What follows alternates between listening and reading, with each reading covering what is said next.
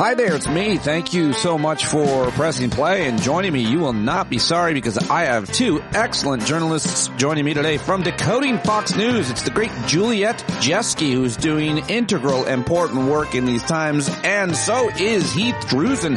Heath is a celebrated award-winning journalist, NPR, former Stars and Stripes, and he has hosted 2 seasons of one of the most important podcasts I've heard in, well, ever. It's called Extremely American. In season 1, he basically embeds in and explores American militias, and in season 2, he does the same thing with Christian nationalists in Montana and around the country. So good. Really important conversations with both Juliet and Heath. And the interviews kick off at 35 minutes and then an hour 11 minutes.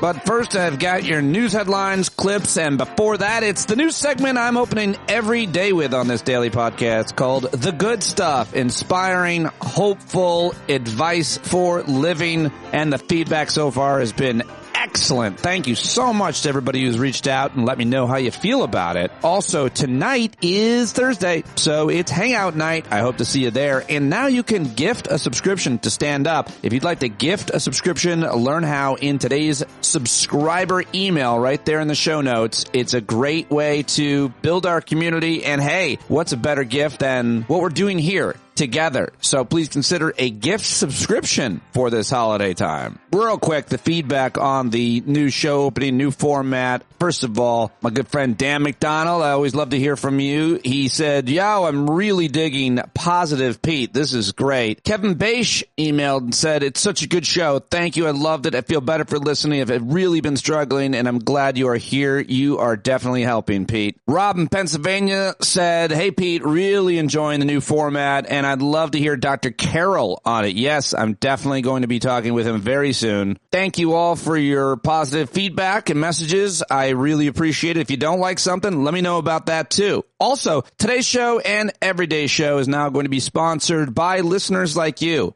Lots of great people doing lots of great things, and I'm happy to highlight it. So I just want to say Everyday's show is brought to you by Slate Hill Edible Forest. Our good friend Kevin Richburg in Central New York, where I grew up, is an MIT-educated biology engineer, something very smart. The guy can grow anything, he can propagate any plant, and he can help you with anything you're doing, from a garden to a house plant to almost anything that grows. You can hire him for an online consultancy, and hopefully we're going to have a gathering at Slate Hill Edible Forest this summer. We've already started talks. Thank you, Kevin. Thank you to Slate Hill Edible Forest. Go visit his website and hire Kevin. Buy his honey with your money. And I hope to see you tonight, Kevin, and everybody else at our always amazing subscriber hangout. All right, well, let's get to the good stuff, shall we?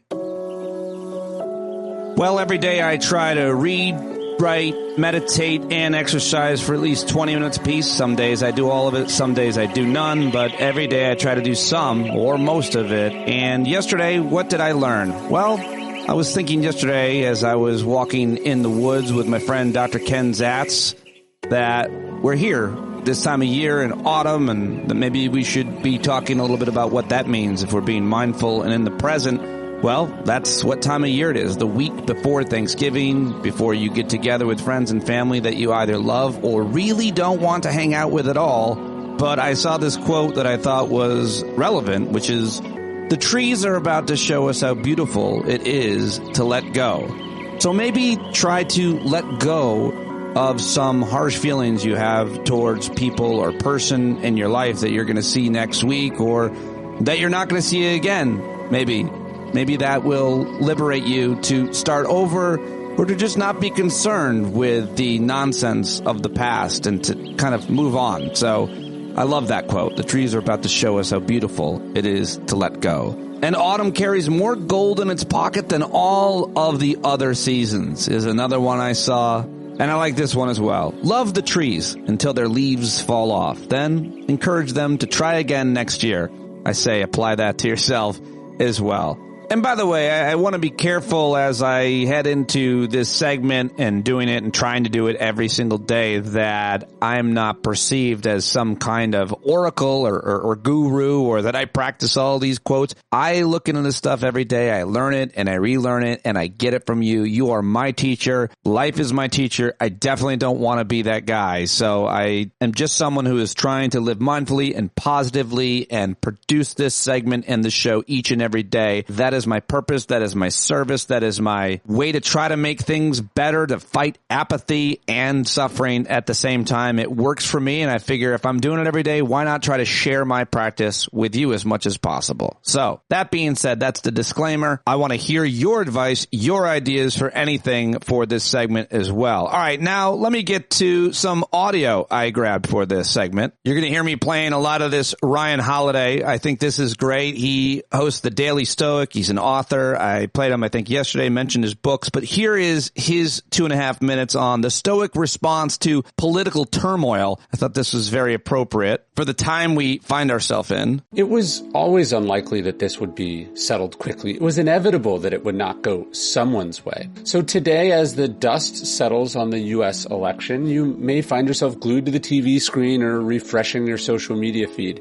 You are almost certainly worried. Even if you feel some relief, the truth is that none of us know how this will shake out. What are we to do? What does it all mean? What if it's about to get real bad? You are not wrong to think about this, but you are mistaken if you think that what has happened or what will happen or who was elected changes anything. This is not to argue that elections don't matter. They absolutely do, as we have said many times. It's just that as a Stoic, nothing in an election changes what is asked or obligated of you. It doesn't matter if a tyrant or a philosopher king comes to power. It doesn't matter if you yourself are the person who comes to power. You are still expected to be good. You are still expected to be a person of virtue. Whatever anyone does or says, for my part, I am bound to the good, Marcus Aurelius writes in Meditations. In the same way, an emerald or gold or purple might always proclaim, whatever anyone does or says, I must be what I am and show my true colors. Whatever happens in life, in world events, in politics, our job is our job. Our duty is our duty. How can anything stop you? Marcus asks elsewhere in Meditations. How does this stop you from acting with courage,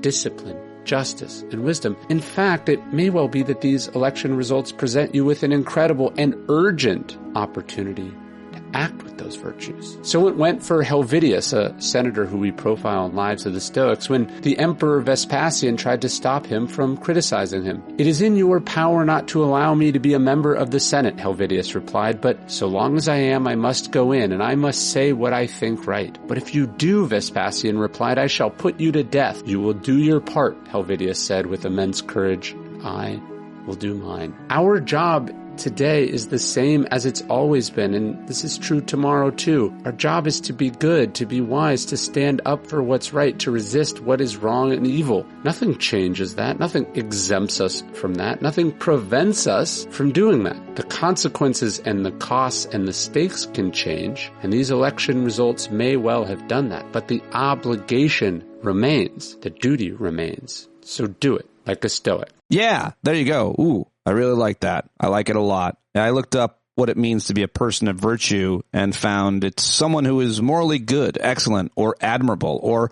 who acts and feels as they should. Virtuous people are ethical and tend to do the right thing even when it's not easy. Oh, I so badly want to think that's who I am. It's certainly who I try to be every day. I don't know that I am, but I do try to be the change that I want to see, and it does fill me with great purpose and satisfaction. To be honest with you, it's what I go for each and every day. And some days I think I get it. Some days I take a step back, but that is definitely the goal, to be a person of virtue for me. All right, this next clip is from Dr. Gabor Mate. You heard my therapist, Dr. Deborah Adamy, mention him on last week's show. He is former family practitioner and worked in palliative care, spent a decade working in Vancouver's downtown with patients challenged by drug addiction and mental illness. He's written a whole bunch of books. You can find out so much about him dealing with addiction and ADHD and trauma, mind, body health, so much more. Here's what he had to say about the top regret of dying people. In Australia, there was a palliative care nurse who wrote a book called The Top 5 Regrets of Dying People. These are people that were dying before their time. like I used to look after, of cancer or chronic neurological illness, you know what the top regret of dying people was? That they didn't have the courage to be themselves. And the third top regret was that they didn't have the courage to express their emotions. They pretended to be happy when they were not, and so on. So the question for the rest of us is, do we want to wait till some terminal illness wakes us up? Or should we just confront the fact that in so many ways we're afraid to be authentic because we're so afraid of being rejected? And as children, we didn't have much choice. As adults, can we develop that freedom to be ourselves?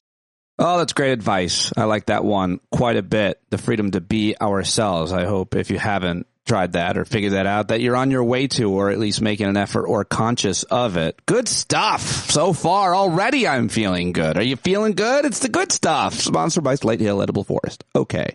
Yesterday, I played for you the benefits of journaling with Dan Harris. Here is Dan Harris talking about the benefits of meditation. And Dan's podcast is top of my list, 10% Happier. Definitely highly recommended. I'll be playing a lot of his stuff. One of the benefits of meditation having to do with the half-life of anger, that, we still are going to experience difficult emotions. So when anger ambushes you, for me, I deal with a lot of anger. If I can see it, if I have an inner meteorologist that can tell me when the storm is brewing and is about to hit landfall, then I may either let it pass and not be taken over by it, or I may get a few miles down the road with it, a couple minutes of doing something stupid, but then I catch myself. The amount of damage, as Sam says, that you can do in 2 minutes of anger as opposed to an hour of anger is incalculable. Right. And that is the fruit of meditation. You can't hold yourself responsible for what you feel, but you can hold yourself responsible for how you deal with it. Yeah, love it. Love me some Dan Harris. Of course, there's a whole genre of this kind of podcast, YouTube channels, inspiring YouTube quotes, it's all of it. And that's where I'm going to be drawing a lot for this segment for you. In addition, of course, to my own reading and research and things that you send me. But another great place to look is in films and feature films. And so Keith Olson, shout out to you. I appreciate your email. He was listening to the good stuff and he sent this inspirational quote from, guess who? Rocky Balboa? Let me tell you something you already know. The world ain't all sunshine and rainbows. It's a very mean and nasty place, and I don't care how tough you are, it will beat you to your knees and keep you there permanently if you let it. You, me, or nobody is going to hit as hard as life. But it ain't about how hard you hit. It's about how hard you can get hit and keep moving forward. How much you can take and keep moving forward. That's how winning is done. Now, if you know what you're worth, now go out and get what you're worth. But you got to be willing to take the hits and not pointing fingers saying you ain't where you want to be because of him or her or anybody. Cowards do that, and that ain't you. You're better than that. All right, there you go, Keith. That's great. Is he, though? Was Rocky's son better than that? I don't know if he was. I think he was a coward, maybe. I don't know. I don't remember that movie. I'm just trying to be funny. All right. Well, finally, just want to read this from an Instagram account that I follow called Future Earth. They write, "Don't comply in advance. This isn't normal. You're right. It's uncomfortable. Let them know how you feel." But we say to ourselves, they won't listen to me. Well, throughout history, progress has rarely come from waiting for those in power to listen. Meaningful and lasting change typically comes from persistent advocacy and action, even and especially when facing resistance. The argument, they won't listen, often masks a deeper fear of confrontation. It also can come from a very real place of exhaustion or feeling overwhelmed by the scale of change needed. Remember, the goal isn't to convince the politicians and fossil fuel executives actively opposing change. It's to build enough momentum to make change inevitable. People have successfully done this by organizing and building coalitions that create legal, social, and economic pressure. But what about the whole idea of just feeling like we're doomed? Well, the "we're doomed" response is often a way of avoiding responsibility and processing fear through fatalism. Guess what? Solutions exist. At this moment, many solutions are already underway and working. Giving up right now would only guarantee the worst outcome. Even if you think we're doomed, if there's 1% chance of making things better, isn't that worth fighting for? Action is the best cure for despair. The question isn't whether we're doomed. The future isn't written yet. The question is, how much of this world can we save? So build community power, make your voice heard, call your senator, 202-224-3130. 2-1. I like that. I liked it a lot. I wanted to share it with you. I'm fired up. I'm ready to go most of the time. That, ladies and gentlemen, is today's installment of The Good Stuff, brought to you by Slate Hill Edible Forests. There you go. 3 plugs from my boy Kevin, who I'm sure we'll see tonight. You should buy his honey with your money. Okay, now let's get to the headlines and clips. That's the second segment of the show that starts now. I'm going to start with international news, as I often do. The U.S. Embassy in Ukraine, Kiev, Ukraine, temporarily closed its doors yesterday out of an abundance of caution as it warned that a potentially significant airstrike may be coming. The U.S. Embassy recommended U.S. citizens be prepared to immediately shelter in the event. And the air alert is announced, according to the embassy, because, of course, President Biden sent missiles to Ukraine and they used them. The Biden administration also made another controversial announcement yesterday when they announced that they would be giving Ukraine anti-personnel mines to use against Russia. The decision from Defense Secretary Lloyd Austin said was prompted by Russia's increasing reliance on foot soldiers rather than armored vehicles to lead its assaults. Mines have already been devastatingly effective in the war. Russia has made extensive use of them, including to stymie a Ukrainian counteroffensive in the summer of 2023. As the war enters its 4th war, just surpassed its 1,000th day, Russia is making gains while Kiev's forces are facing shortages of personnel and artillery. In Lebanon, a top U.S. envoy said there was progress yesterday in discussions seeking a truce between Israel and Hezbollah, the Lebanese militant group whose rockets remain a threat despite a crushing offensive by Israel. In Hong Kong, the founder of the pro-democracy newspaper Apple Daily, Jimmy Lai, testified for the first time in his landmark national security trial. Not great when your last name is Lai and you're testifying. Okay, it's L-A-I, and I'm being racist because it doesn't mean the same thing in Chinese. All right, come back home here where the big headlines continue to be about Trump's future nominees. Big story and focus remains on the very controversial Matt Gaetz. A House panel deadlocked on whether to release this ethics report. The ethics committee voted to block the release of the report about sexual misconduct and illicit drug use allegations against Matt Gaetz, who would be the Attorney General, the head of the Department of Justice, former representative as Donald Trump's pick to be AG, and Democrats on the panel, which is evenly split along party lines, voted to release the ethics committee report. Committee last week halted a vote on the report's release after Matt Gaetz abruptly resigned from Congress. Now, senators in both parties have clamored to see the report. The result is a years-long bipartisan investigation as part of their vetting of presidential nominees who normally require Senate confirmation. Well, if the House declines to share it, a constitutional clash between the two chambers could result. Democrats on the ethics panel said they would reconvene next month to discuss the report. Committee obtained a document in which federal investigators established a trail of payments from Matt Gaetz to women, including some who testified that he hired them for sex. It's available to see and read publicly, by the way, some of it at least. And Matt Gaetz, who's gleefully disparaged so many Republican senators, I've got audio of it coming up for you, his votes that he now needs their votes. So he's up on Capitol Hill being accompanied by J.D. Vance to his former Senate colleagues, and he's going to be doing the same thing with Pete Hegseth, the other very controversial nominee, tapped to lead the Pentagon. Both men now under fire for allegations of sexual misconduct, but it's not a flaw to these guys. It's, I guess, a virtue.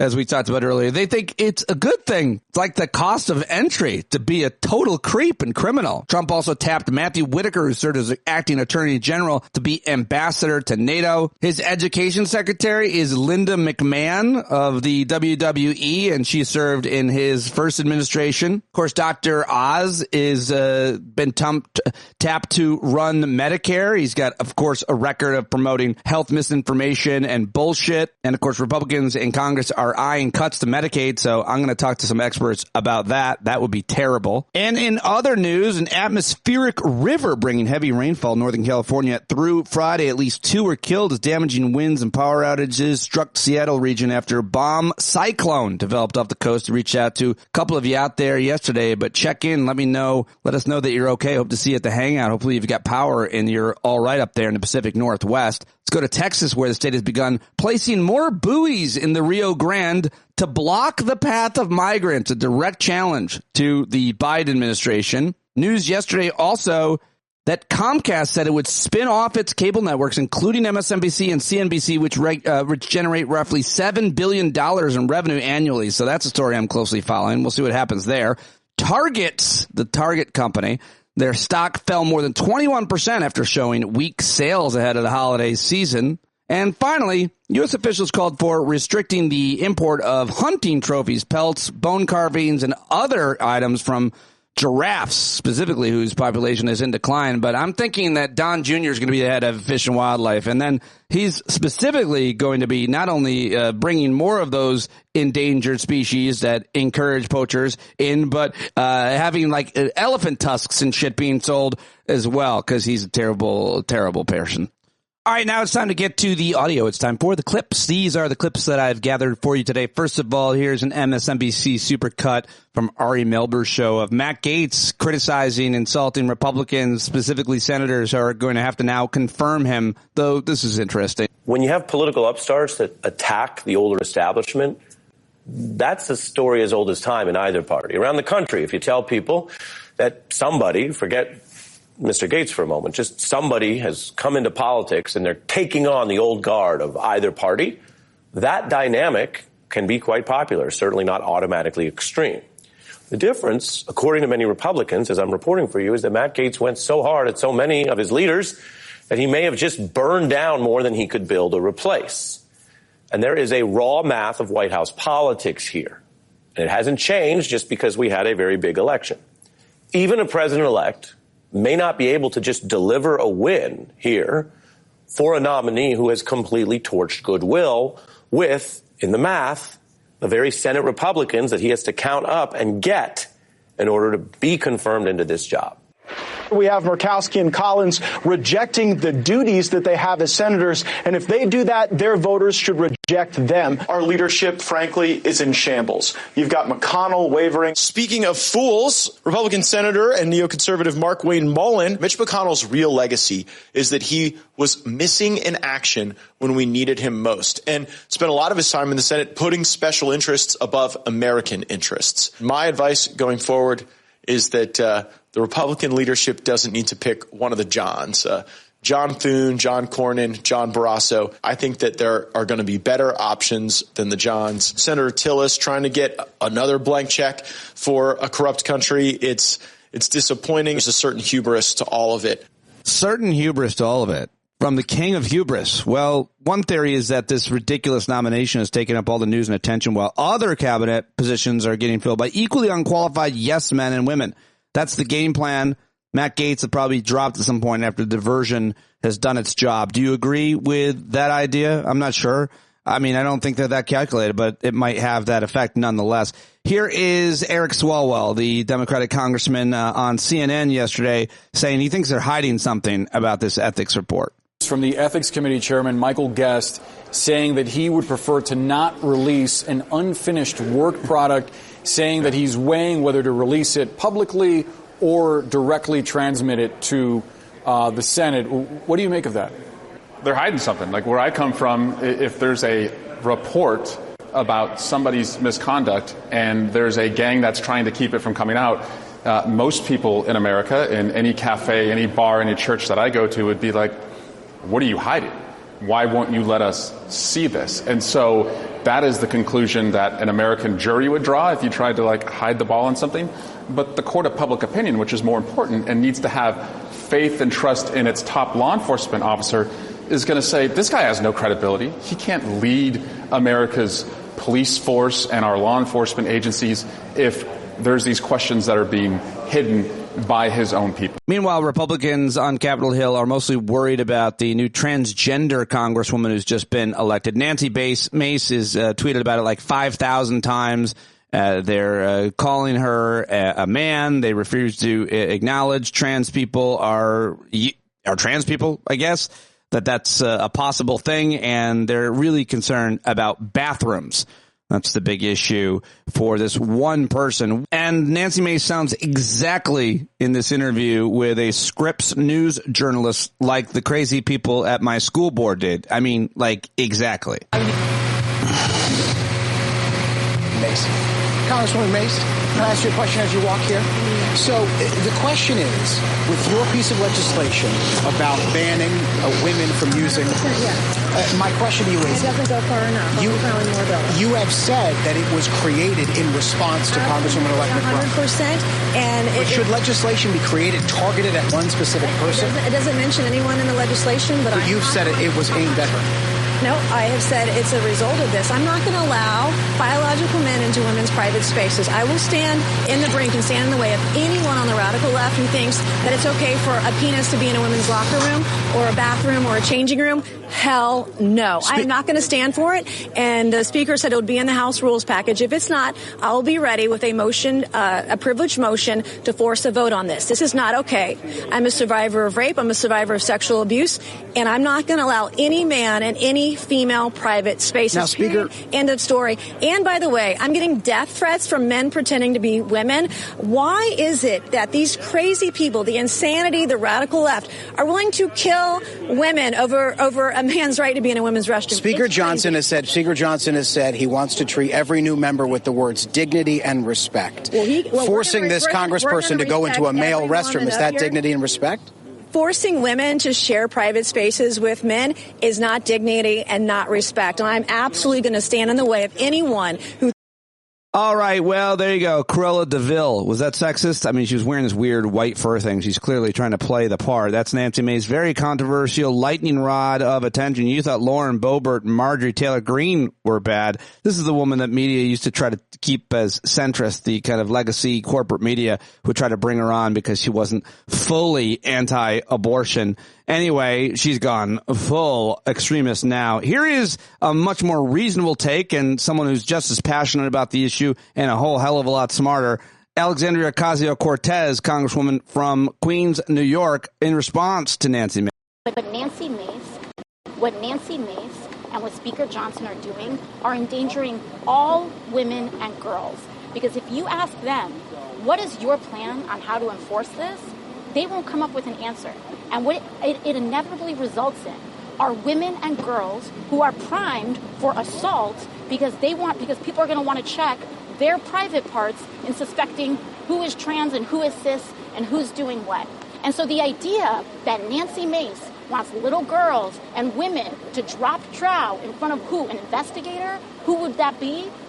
Because she wants to suspect and point fingers at who she thinks is trans is disgusting.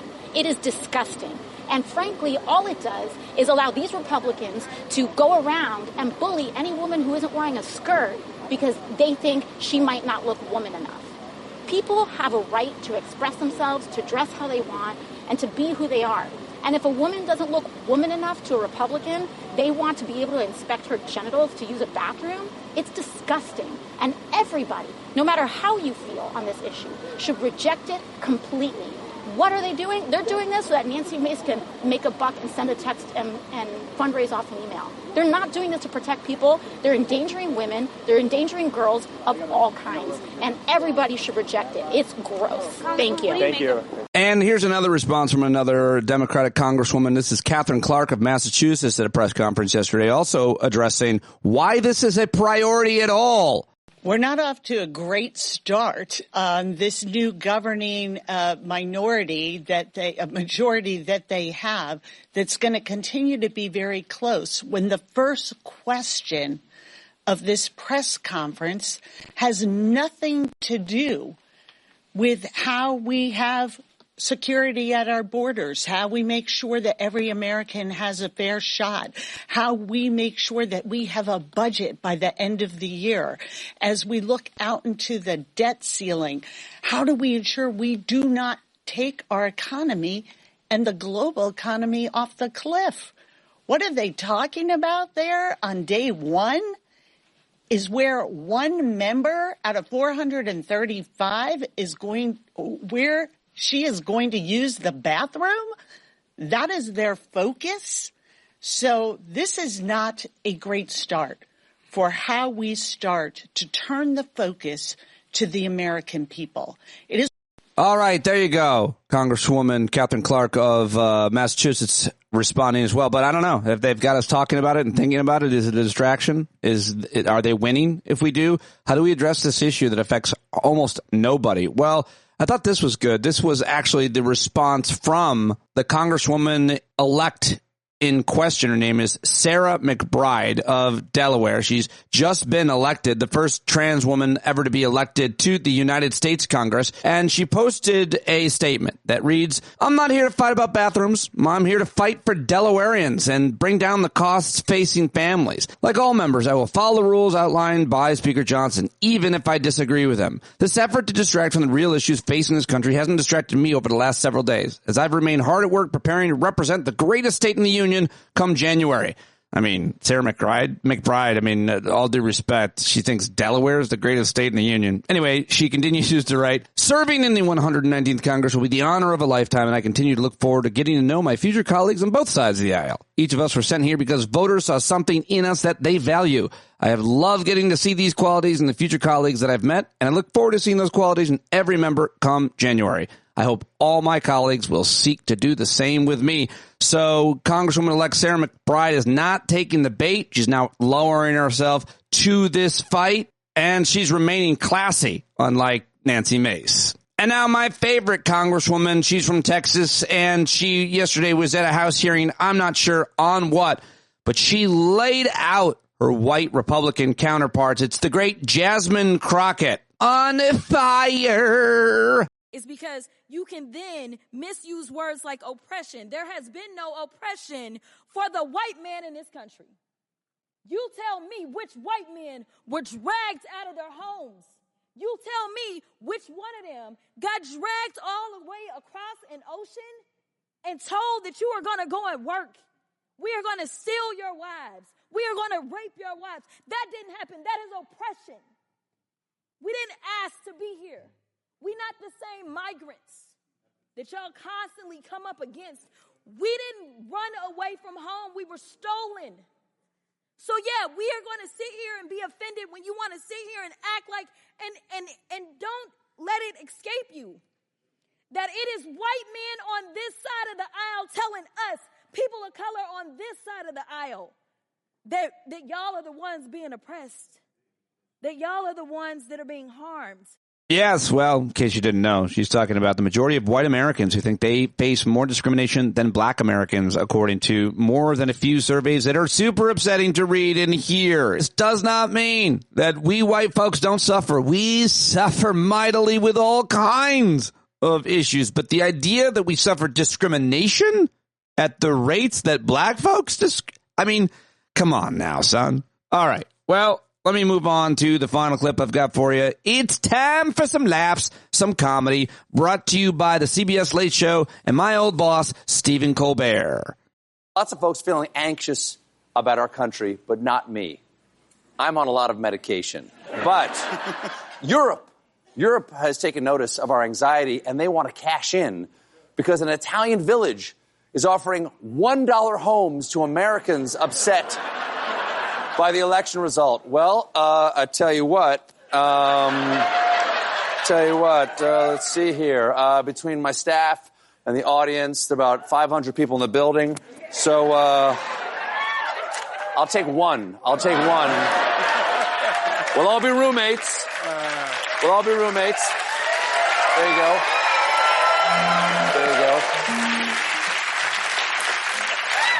And you know what? It's in Italy, so for dinner we can all just have one long strand of spaghetti. Lady and the Tramp. It's going to be fantastic. The town is on the island of Sardinia, and it's called Ololai.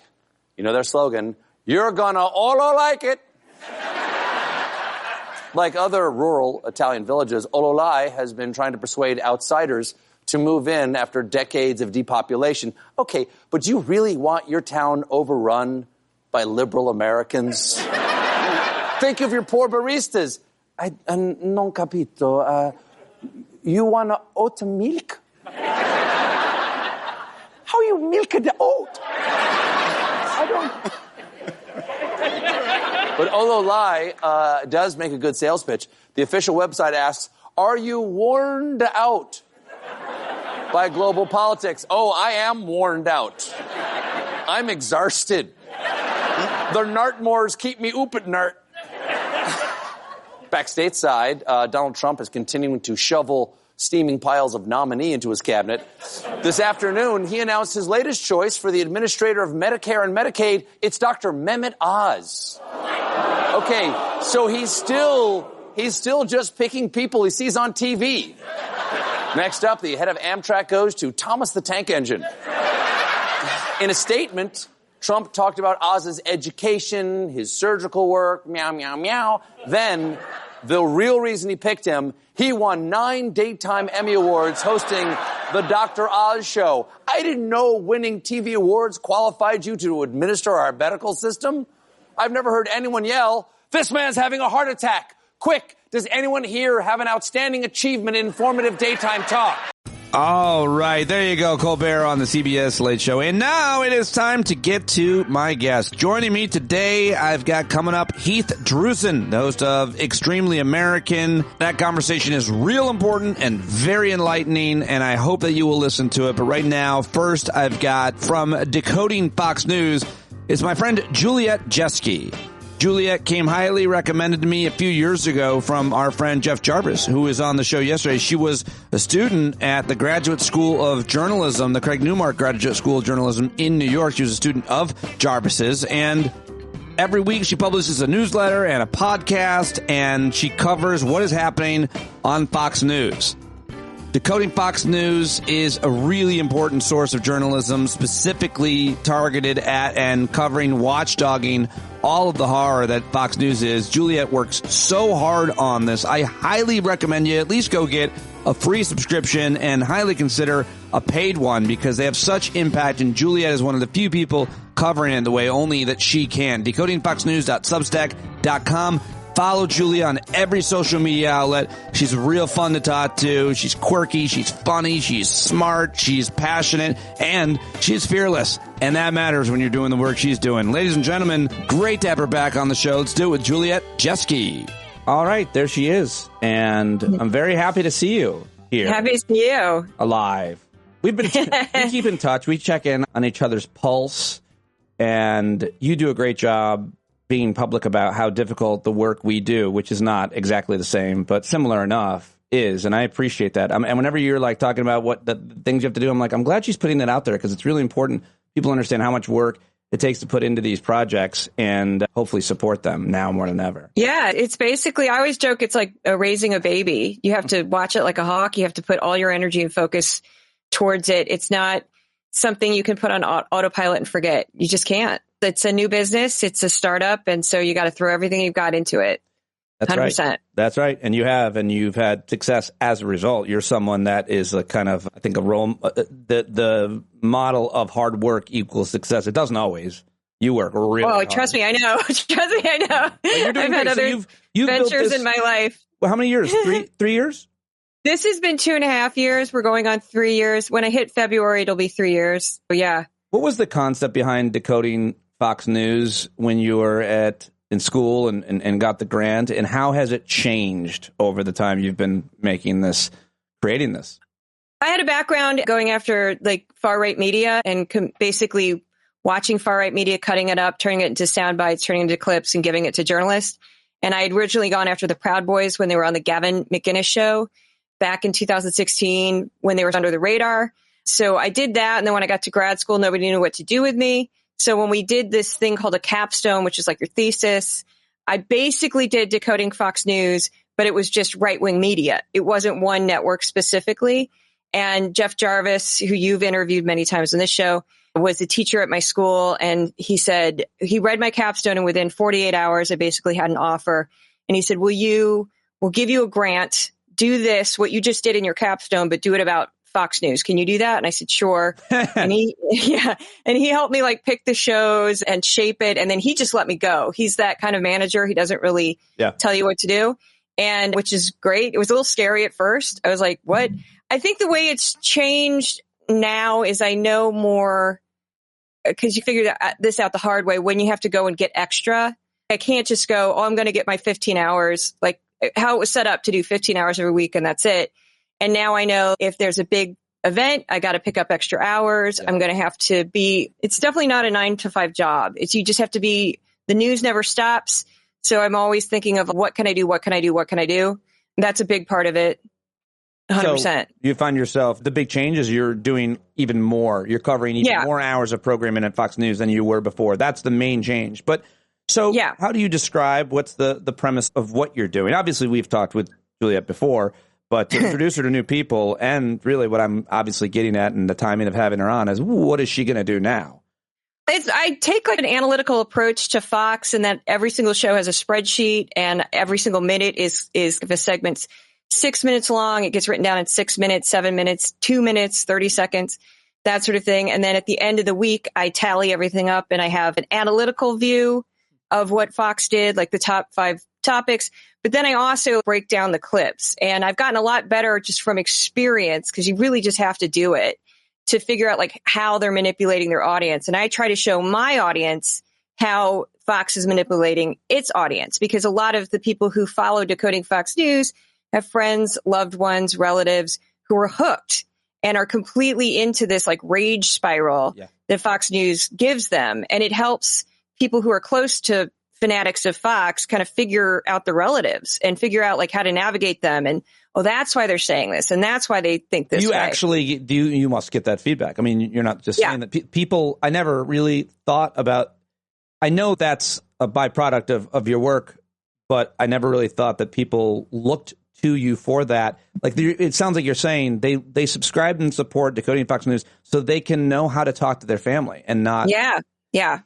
I get a lot of feedback about that it helps them understand what's going on with their family members better. And honestly, it also keeps them from getting sucked in, because the problem is when you're tangential to somebody who's like super into this mindset, if you don't know what they're watching is complete garbage, you might start believing it. And it helps prevent people from getting sucked into. It helps them understand what their relatives are going through and why it's so damaging. And then I also, and I openly admit this, this has probably gotten ramped up in the past year or so. I just openly make fun of them too, because to me, it's like the humor takes some of the edge off. So I imitate them. I mock them. I, constantly call them, like Jesse Waters, I constantly call him stupid because he is stupid. Yeah. And, I do a Judge Jeanine impression that my listeners like make me do, because if I don't do it, they complain. They're like, you didn't do Judge Jeanine this week. And I'm like, okay, guys. But you do everything in a digestible and entertaining way, because you come from an entertainment background, which is why it suits you perfect for this gig. But also, the question is always out there, when does Juliet just lose it? Because she's watched so much Fox News. Here's one question specifically from, as you mentioned, describe what the original project was in journalism school versus how you ended up focusing on Fox News. What do you think? What's your opinion on the difference between Fox, which is distributed on every cable news and TVs throughout America, obviously on the internet and echoed throughout the internet, versus, a very influential YouTuber, The Daily Wire, or any other number of right-wing YouTube shows and podcast shows, or even some of those other networks that aren't on as many homes, but like Newsmax and everything. Why cover, or what do you think is the difference between Fox News and others, which are often even way more extreme, get away with a lot more? But what are your thoughts on covering them at all? I think Fox has far more influence because it is more digestible and it seems like legitimate news at first glance. Like, you wouldn't think it's an extreme thing. And I think the extreme YouTubers and the various different platforms that people are on where they push a lot of nonsense, that caters to a younger crowd, a more male crowd, and it's more specific. Whereas Fox just looks like, you watch Fox and Friends and you don't know what the actual network is really all about. It looks like an innocuous morning television show. Right. And that's very appealing to older people who vote at very high numbers. A lot of retirees who have nothing to do all day. They sit around and watch Fox for hours and hours. And there've been studies that show, like, somebody who watches MSNBC will watch one show. Somebody who watches CNN will watch one show. Somebody who watches Fox will keep that channel on all day long, and they'll watch anything. They'll watch anything. And to them, it's like they get on this roller coaster of rage and resentment and paranoia, and they just stay on it. And that's entertaining for them. I still don't really understand why anybody would want to feel that way all day long. But obviously millions of Americans do, because Fox is incredibly popular. And it's, like I said, it's influential. So there's that whole thing of which influences each other more. Is it the extreme or is it Fox? And I would say it's both. They go back and forth, because you'll see incredibly extreme stuff sometimes on Fox. And then because they pick it up from these sort of crazy people on YouTube. Yep. And they'll elevate it and legitimize it so that the beast feeds itself. It goes back and forth. How are things going to change at Fox or how have they already started to? Right now, I don't see anything yet, because Trump doesn't really have any power yet. I think it's going to be interesting, because Fox does better if they're fighting against something. Yeah. And that's across the board. Like, I got a huge boost after the election, which I knew I would get. And I'd much rather Harris win than me get a boost, because I'll survive. I grow no matter what. That was bittersweet. I was like, oh, I've got more paid subscribers, but man, this is going to be rough. I'd rather lose all my money and have her get reelected. I know, I'm with you, because I'll probably lose my health insurance. I'm on ACA. And people, it's such a good point that you make. I always argue with people, right wingers and stuff, when they're talking about economics and money. I turn right to their insurance. I go, where do you get your insurance from? Yeah, I mean, you lost your job. Have you ever thought about that? Don't you think? When I had a job with insurance through SiriusXM, all I ever worried about was not losing the job. I was like, I'll find a way to make money. But how do you afford health insurance for a family of four? Health insurance. Yeah, health insurance. Because the thing is, what kills me about it is I'm like the ultimate entrepreneur. I'm a small business owner. Yep. You would think that this country would care about people like me. Yep. They don't. And before the ACA existed, it was next to impossible to get a decent plan that you didn't pay a fortune for. Yep. And now I pay money for my plan. I don't get a free plan. Are you kidding? But I pay money for my plan. It's much more cost efficient. It's a better plan because there's thousands of people on it. Yep. I'm much happier. And right now, I'm like, I don't know what's going to happen. Yeah, no, I'm in the exact same boat on that. And that's a minor. I mean, there's people who have much worse, are going to have much worse outcomes than me. I mean, I might lose my health insurance. It's going to suck, but there's people who could get deported. Federal workers who could lose their jobs completely. There's I could just go on and on. I would give up every material thing that I own and all of my savings, every dime I have, if you were going to guarantee Kamala would win. Now, that's a stupid thing to say, but it's a way of articulating our sense of things. Yes, we admit we're going to get more people because, as Juliet just described, when you're in the opposition. Fighting against, yeah. So going back to Fox and what they're going to do, you say as a result of that, they aren't going to get maybe the type of ratings, but the strategies don't necessarily change in terms of the programming and the kinds of things that get said and the topic choices that get covered, right? I mean, then we're still going to, are we going to just continue to hear about trans people nonstop? And they act like trans people is like the number one thing in the country, which is laughable.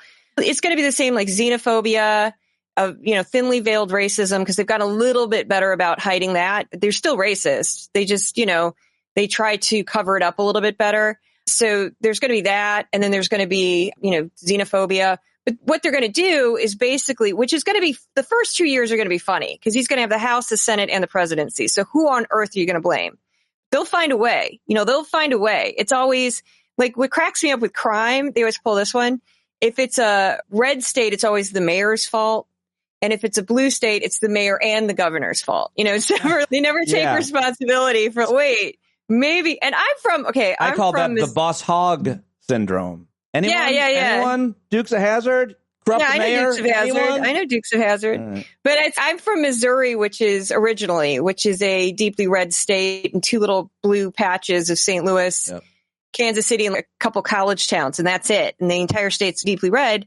And they blame all the crime in St. Louis on the mayor, which is, wait a second. If you know the history of St. Louis, if you know how long it's been screwed up and how impoverished the city is, I don't know how you expect the mayor to, make miracles with nothing. And that's what they do. And the state openly works against the mayor. My sister's a criminal defense attorney there. She tells me story for story. but Fox they'll always move that target of, no matter what happens, they'll blame Democrats. So it's okay. Yeah, they'll just go, no, I really was stumped until I listened to you explain that. And what they're going to do is what it sounds like, because you zeroed in on St. Louis, which is a violent city with a lot of black on black violence, let's be clear. for the most part.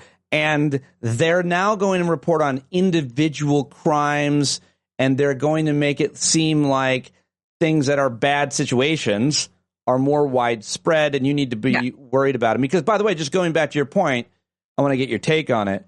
When you say, they're obsessed with trans and it's really not an issue, I push back on, I think what I heard you say is there's very few people, 0.2 people are identify as trans. Why are we talking about this?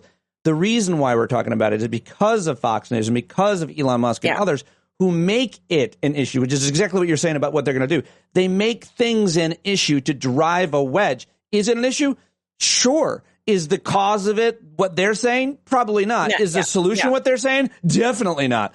But they make something that is, and sometimes they even make up stuff, obviously, and we get scared of even that there was election fraud and that Trump won. I mean, people got arrested for that, causing an insurrection. So sometimes it's just made up, but a lot of times it's just exploited fears. And getting back to you're talking about, they'll go local. They'll talk about something that's happening somewhere and they'll act like it's everywhere in America. And then those of us that live in the safest communities in the country with in-ground pools and decks and undocumented people working for us every week as they mow our lawns, will still be paranoid of crime, even though we don't know anybody who knows anybody who's a victim of a crime. But because we turn on TV on, I saw St. Louis. Yeah. I mean, they basically act, I have a section I made up a category on my spreadsheets called Democratic Cities and States Are Hell, because it just moves around. Yeah, I made that up. Because sometimes at first I would write down like San Francisco or, Los Angeles or New York or Philadelphia or Memphis, whatever. And then Memphis is in a red state, but they like to demonize Memphis. But I would write that down. And then I went, wait a second, it doesn't matter. It's the same script. They're just moving the city around. So it's this week it's Chicago. Next week it's New York. Next it's Baltimore. Next they don't really talk about St. Louis very often, but they have been there. That was funny because they got a bunch of stuff wrong. But then they'll say like Los Angeles and they act like San Francisco is literally on fire. If you went to San Francisco right now, there'd just be fires everywhere and it would be like Mad Max Beyond Thunderdome. That's how they act like San Francisco is. And I'm like, really, the most expensive real estate in the country is a hellscape? Okay. I mean, I'm sure there's parts of it that aren't great. That's every city, but like, it's just they overblow everything. So everything often they're telling you about a problem that is existing in your community, and you're like, Jesus, that's crazy. I live here, and I didn't know that the Haitians. I didn't know the Haitians were eating the cats and dogs. I know there's a lot of Haitian guys that work in a new factory here, and people seem to like them. I didn't know they were doing that, and it's because they aren't obviously doing that, but they can convince people even in their own communities. It made me think of some of the other issues that they tend to focus on that we tend to get worried about. And my generation of parents is bedwetters about kidnapping and human trafficking. And yet nobody's been kidnapped. Like nobody. You don't know anybody who knows anybody. And every time an Amber Alert goes off, it makes you think somebody got kidnapped. Nope. When I see Amber Alert, I think of two different words. Custody battle. Yeah, it's a parent usually. It's almost always someone you know. It doesn't happen. Yeah. But is it going to happen to you? No. But will it get huge ratings and scare the shit out of a generation of parents who won't allow their kids to go outside, thus raising kids that are just paranoid all the time about their own shadows, much less going out in the woods where the clowns live? Where the clowns live, you were a clown. My ex-husband was a clown. Yes. Ex-husband. Sorry. But you did face paint. That's why I did a face painter. I performed for children. But yes, you did face painting, and clowns often do. We did some stuff. Together. We worked together, but I would never identify that way. But it's fine. I don't really care because people try to use that against me as some deep, dark secret. And I always laugh about it because I'm like, so I perform for children and I've never broken up a marriage. I don't have children out of wedlock. I've never committed a crime. I've never been to rehab. What's the worst thing you've done? No embezzling. What is the worst thing I've done? What? No, I've never done anything like that. I guess I wasn't incredibly kind to my ex-husband when we got divorced. Oh, I would say that would be bad. I guess you could say I was a horrible monster for that, but he was a horrible, whatever. It's divorce. It's not fun. No good. Yeah, no, but I haven't done anything like criminal or anything. Like that's the thing. I just want to clear up for people that all your current and future subscribers deserve to know your criminal past. There's no criminal past. In fact, when I was working on the Proud Boys a turnstile? Did you jump the turnstile? No, I'm that big of a nerd. True story. When I was working on the Proud Boys stuff, there was a screw up with a bomb threat. This is a long, crazy story. In 2018, that crazy guy from Florida who sent out bombs all over the place. I happened to send something to Cuomo because he was asking for it about the Proud Boys. That same my envelope. Yeah, and my envelope weighed 2 ounces, and they freaked out because they didn't know who it was from. And I called them and talked to them and said, "You guys know it's harmless, right?" They're like, "Yeah, we opened it. It's harmless. It's fine." But we had 1,000 cops here, and I'm like, "What? What?" Anyway, yeah, it's a crazy story. Hold on. No, you said you sent it to Cuomo. And is Chris Cuomo or no? He was the governor at the time. Oh, it was 2018. Okay. And he wanted it. He was like, "We need." It was just right after they got in that fight in the Upper East Side at the Metropolitan Republican Club. There was a fight, and there was arrests. And this was like one of the first times Proud Boys in New York got arrested. And so all of the local government were like, "We need information about them." So I sent them something anonymous that was a flash drive, and they. Because of the pipe bomb, Cuomo's office flipped out, even though it weighed, my envelope was a padded envelope that weighed 2 ounces. So what the heck was going to be in that 2 ounces? X-ray machines? But whatever, they flipped out, and I called them after they'd already opened it and talked to them and said, "Yeah, you guys have misunderstood what this is. I'm just a researcher. I just didn't want my name in the press, yada, yada, yada." I managed to keep it out of the press, but that was by what was on that thumb drive? Just video of Gavin McInnes saying horrible things of inciting violence. If anybody wants to know anything about the Proud Boys and Gavin McInnes, Juliet right here is your source. Yeah, he's never gone public about it because I think I don't know why, but I think it's embarrassing. There's a nerdy cat lady. But anyway, and I was working with other people. It wasn't just me. But what happened was that night, cops came into my apartment, like detectives with guns came into my apartment, and I let them in like an idiot and talked to them at length, even though I'd already talked to them at length on the phone. And the joke was, they said, "This is where this whole story started, where it's going," which was so freaking nerdy. This is how big of a nerd I am. They're in my apartment and they see these cats walking around. They see 2 huge bookshelves, just crammed with books. This geek, I'm making raw cat food at the time. No kidding. So there's like all this smell of raw chicken. I don't even eat chicken. Anyway, they come in and they're like, we couldn't find anything on you. Like, you don't even have a parking ticket. And I'm like, yeah, because I've never had a driver's license in New York State. And they're like, what? I'm like, I know there's other people like me. They're like, but you have nothing. Nothing comes up except that you voted. And I'm like, yeah, yes. Nerd. You cook chicken? Nerd. You cook chicken for the cats? No, I used to make a raw cat food that is chicken thighs with chicken bones through a meat grinder for my cats. I had an obese cat. You still make raw? I buy raw now. I buy it. I just get Stella and Chewy's because I don't have the time to. How many do you have? 2, Thor and Odin? I have 2 cats, Thor and Odin, and I still have a huge. What's funny is in my kitchen I have a $450 meat grinder that I bought for this other cat. You bought a $400 meat grinder for your cat? I got a deal for it. I saved up my Amazon gift cards and stuff, and yeah, I'm such a nerd. You must have been. But you're the ultimate cat lady. I am the ultimate cat lady. You signal it all the time. How have your feelings been hurt by being people of your ilk being marginalized by J.D. Vance and others? Just that it's ridiculous. I mean, like completely ridiculous. That was very funny because they were saying this was part of my podcast yesterday. They kept saying identity politics are dead. And I'm like, are they? Because you singled out childless You cat made up lady. an identity. Yes. That's made up. Yeah, that's a great point. That is. And I'm evil. And I'm evil because what? I have a master's degree because I dared to, take the risk and go to school and spend the money. Identity politics is the dumbest phrase. People really need to look into the best debunkings of that by all kinds of progressives throughout history, from Tom Hartman up to me and Juliet right now. But the idea that, Democrats are playing identity politics. How do people get categorized into these places and spaces to begin with? Because they're marginalized, because they're discriminated against, because they're at best made fun of. And then that person, could you stop calling me the fat kid? Oh, you're playing identity politics. No, every day you call me the fat kid. You're just an asshole. Is that an identity? Because it's you prick. Yeah. Robert. His name was Robert. No, I know. Oh, and you weren't. I can't ever picture you being the fat kid. No, but I know I was. No, I was the tiny kid with a giant head. They called me big head, little bodied. We were creative with our insults. And I fought back. Don't get me wrong. The kid who called me that, he was tall and lanky and his arms are too long and his legs are too long for his torso. So I called him disproportionate body boy.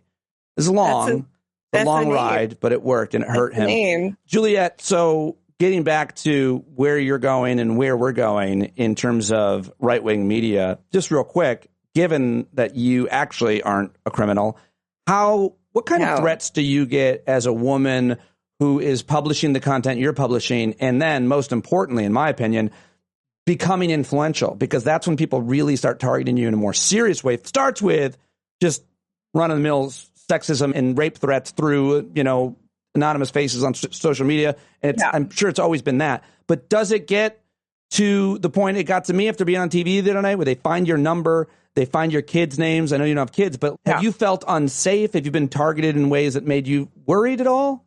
Not in a while. I do get people lately. You've covered the worst up. people. You've covered the worst. Yeah, the Proud Boys. It's ramped up. It's ramped up lately. I used to get hate mail. I took down my website. I used to have a website. I took it down because all it was a magnet for hate mail. Because it had your email address. Yeah, and I just took it down. They would just use the contact form, which, by the way, you can check their IP and find out immediately where they emailed you from. Ooh, I got They're a not lot bright. of emails last week. I'm telling you, you can look up the IP address of anybody. Horrible emails. Oh, because most people don't know how to block it, and so you can find out exactly where these people live. Do you know how to do it really quick? My brother knows how to do it, but he won't. He'll get scared. You can find where anybody's. Well, listeners now heard me mention it. I'm going to send all of those hate mails, and we're going to get back to.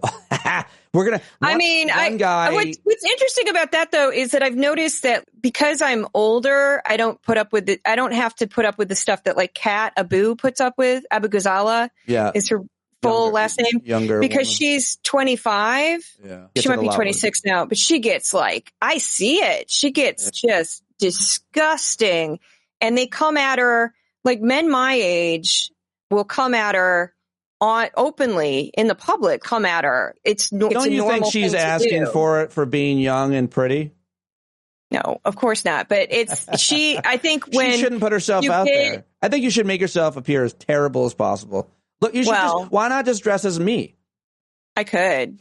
But I mean, it doesn't matter because I'm considered old. They don't bother me as much. Well, I'm glad to hear that. I'm glad to hear that it's not the seriousness of threats. Okay, so moving on, let's get to the future of Fox News and how you are going to, be covering it any differently, if not just, similarly, which is more than good enough for me. It's a real public service, and everybody should be subscribing to Decoding Fox News. And all of his places, just look for those words. And Juliet has been smart from the start to just use that branding, and not even having your name attached probably keeps you a little bit safer. It's not hard to find out who you are. You're not private, but still. I don't hide it. Yeah. I don't hide my name, but I also I'm more known for Decoding Fox News than I am my first name at this point. Got it. Which is fine. So what are we watching? Who's the most influential? Is it Hannity? Yeah, probably. Hannity would probably be the most influential because he's been there the longest, and he has a radio show that's 3 hours a day. He doesn't have the highest ratings, but he definitely has the most influence in general because he's the godfather at Fox at this point. Right. He's 9 p.m. East. Yeah. Yeah. And now that goofy show, The Five, which it just baffles me that anyone watches it. It's a number one panel shows are the best. Cable news show. Panel shows are the best. They're expensive. So stupid. Yeah, they're so stupid, but people love that show. Sure. So that show has a tremendous amount of influence, as does Fox and Friends, which again appears innocuous and is not. Fox and Friends isn't as bad, but it pushes the same. What you'll see is if I watch a show Monday, and if I watch all my shows Monday, you'll see the exact same clips, the exact same talking points. Fox and Friends, The Five, primetime. They don't even the exact same media clips, and then they'll say the exact same phrases, and it's to the point. Great example with Trump, he just did before the election. They were like, he did McDonald's, and then he went to an Eagles game, and then he did the garbage man stunt, and they would say the exact same phrases in the same order. And I'm like, oh my God. And then they act like they're not being told what to say and that they don't get memos. Definitely not the case at least CNN and MSNBC. I'm positive it's not the case. But the programming at Fox is they're very smart about it. And that it's just repetition all day long. And like I said, the exact same talking points, the exact same wording. I've made countless montages proving that they do this. And because you can't tell me that's a coincidence when you're using the exact same, you literally sound like you're reading a script from show to show. So many things that you put lots of hours into, deservedly, but you've had so many huge viral hits that are deserved. It's journalism. Oh, thank you. It's easy to go viral for saying or doing something, but like you put a lot of work into pointing out something like you just did, repetitive clips and so on. Tell me just a couple of, and people can go look them up, things that were huge hits that you got, millions of views on many different platforms, and why you think it is. Because we can surmise why a certain project that you put together, series of clips or even podcast, is more popular than another. But tell me about some and why. My personal favorite, and this one was a surprise for me, I did not think it was going to be a hit, was I noticed it was during the RNC. They interviewed, or it may have been the DNC, doesn't really matter. It was one of the conventions. After the convention was over, they were in Milwaukee, I believe, and they were interviewing locals. And they had a woman who they identified as an undecided voter. And I went and I wrote her name down and I Googled it and I Googled Fox and I found six over the period of 4 years of her showing up on Fox as either an undecided voter or a concerned mother, and they just kept using the same woman over and over and over, never disclosing that she was like a regular, right? And she's supposed to just be a regular person from Ohio or wherever she was from, Wisconsin, I think. And I put that together. It didn't take that long. It took maybe an hour and something. I put the little video together, put it up, did not think anything up. For me, an hour on a video is nothing. So I put that up, didn't think anything of it, and just watched the thing go crazy viral. So that one was one I was very proud of. I don't even think I know that one. I want to go watch that. Yeah, it just showed how manipulated, how they manipulate and they don't tell the truth about what they're doing. Also, another one that I was very fond of is Rachel Campos Duffy went up to the Bronx. I always know I heard them when they talk about my work on air. And at one time, Rachel Campos Duffy went up to the Bronx to interview like people in the Bronx who supported Trump. And I recognized one of the men as a local politician who was not listed as a local politician. He was supposed to just be a guy she just happened to be talking to. And I don't remember the name of the guy, but I immediately visually recognized him. I went, that guy's a politician. I figured out by looking at clues on his shirt. I'm not kidding. I broke down he had a name on his shirt, figured that out, started Googling. Sometimes I take a screenshot. I'm not kidding. I'll take a screenshot of an image of someone, put it through Google image search, find who that person is. Oh, wow. I didn't know you could do that. Oh, yeah. So I found, and I also recognized a YouTuber who was he had a huge following, like 400,000 people. He had been on Fox earlier that week, and they tried to act like he was just a random person they ran into. So here I found two of them right off the bat that were like plants. And then I found a couple more, and I did a thread on that. And then that weekend, Rachel Campos Duffy was like, people have criticized that segment, but let me tell you, of course we knew a couple people. And then one of the guys in the video contacted me on Twitter. And at first he was mad. And I said, don't be mad at me. I'm calling out Fox for not giving you the title of YouTuber or influencer, which they should have done. They're doing a disservice to you. Right. And then he saw it from my perspective. He said, oh, you're right, actually. And then cannot make this up. He actually said something to Fox. They apologized. And when they had him on again, guess what it said? Influencer YouTube. And they had his whole channel. Well done. So I'm like, there you go. But that's my favorite. When I get something like that, I go crazy. And then I'm also known for doing insanely long Twitter threads where it's 1 tweet, 2 tweet, 7 or 8 tweets, where I'll take 8 hours of election night coverage. This time, of course, I couldn't really do that. But for the midterms, that one did really well. After Harris's presidential debate, that one got 4.5 million on Twitter. It was crazy. So those are my favorites. When you take 8 hours worth of coverage and you reduce it to just 8 videos. I don't know how you do it as a one-woman band. Yeah, it's hard. Killing I get tired. I'm tired all the time. Here's my concern. Do you get outside at all? Do you see? Yeah, I'm going out today. I'm going to go to Manhattan. You're going into Manhattan. You're going to be outside. Will you see any trees or sun? Yeah, I will. Will the sun planning. Hit you? I am very pale, but that's partly because I'm a Viking, hence the Odin and Thor cats. We found out one of our surnames actually means Viking, and I fell over laughing. Oh. On my dad's side. I looked into it for the heck of it, and Floatman, which is like a great grandfather or whatever, from Prussia, I looked into the root of Floatman, and it means Viking. It's not a direct translation, That's but so it's impressive. a term. We did the same in my family, Viking. and one of our surnames just translates as coward, which is accurate. I have goat herder as one of mine. I have really? goat herder. Oh, we're goat fuckers. Maybe we're related. Hey, or you're like, you have to be Italian, right? You have to be part Italian, Lebanese or something. I don't know. Nice. You got a fun mix. I'm nothing. I'm just white and white. I mean, growing up, there was no talk of ethnicity. There was no identity. There was no cooking. There was no culture. There was no language. There was no religion or music or anything. It was just, we were third generation, fourth generation American, I guess. Just, get it. There was nothing left. My family was super into being German, but they hated Hitler. So it was they hated Hitler and would not talk about World War II. But they were the whole city of St. Louis is super German. That's where that comes from. A lot of my family, I think, liked Hitler. Oh, that's not good. I'm just trying I'm just doing improv. I'm doing improv. I'm doing improv, and I have to keep doing the opposite. And I ended up having to say my ancestors like Hitler. I didn't feel good doing it. Don't do it. Those are the rules. Pull yourself away from this vortex. You're the best. I'll let you go. I said 30 minutes. You have to get back to decoding. I'm going to go into Manhattan. Today I took a day off. I took 2 days off this week because I'll just tell you very briefly. I did the Madison Square Garden 6 hours.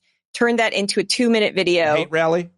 Yeah, the hate rally. And then I went through about 10 hours of election night coverage plus PBS. And then I was like, I'm broken. I can't do this. I need a couple, I have to take a break. Well, I will be in the loony bin. You deserve it. And that's why everybody should support you with their money and a subscription. Go to decodingfoxnews.substack.com. We're going to need your work, which is so uniquely yours and important more than ever before. So keep it up, and thank you very much for joining me, and enjoy your day off. Thank you for talking to me. Yay. All right, there you go. Juliet Jeske, go subscribe to her Substack, decodingfoxnews.substack.com. Support her on all the social media platforms. Let her know that you heard her right here on this here show, Stand Up with Pete Dominick. Write a rating and review on Spotify and Apple Podcasts of this show. If you've never done that, you should definitely please do it right now. Okay, well, guess what? I got 2 guests on today's show. I also have from Boise Public Radio's and NPR's Heath Druzin, who previously covered the wars in Iraq and Afghanistan and veterans issues for Stars and Stripes newspapers. Also covered crime for the Idaho Statesman. His work has been featured on NPR's Morning Edition, All Things Considered, and BBC. He's got 2 seasons now of his Extremely American podcast. The first one deals with American militias, and the second one deals with the Christian nationalist movement, which is what I talked with him about. I think I said Montana earlier. He's in Idaho. Yeah. Heath is a real cool guy. I cannot recommend his podcast highly enough. We talk about the future, what he knows, and there's almost nobody who does it better than Heath Druzin. Let's do it. Man, do you do good work. Just finished season 2 of your podcast. I've told everybody about it. And seriously, congratulations on covering this scary and terrifying yet realistic situation we find ourselves in. Thank you very much, Pete. It's great to be back here. And I'm sure there's some proverb of beware of wanting your podcast to be relevant or something like that. Yeah, because when your podcast is you're covering a really important issue, which it's a very relevant issue, but it's a scary issue if you don't agree with the people that you're covering in season 1, the militias, and season 2, the religious extremists. It can be really scary unless you think that's not going to happen in my town, but still. Yeah, and what this election kind of clarified, I think, was a lot of people had come to me and been like, it's interesting to hear about these guys, but do they really matter? Like, people were really skeptical. I don't think these guys are actually going to be in a position to do anything or to get their kind of radical ideas translated into policy.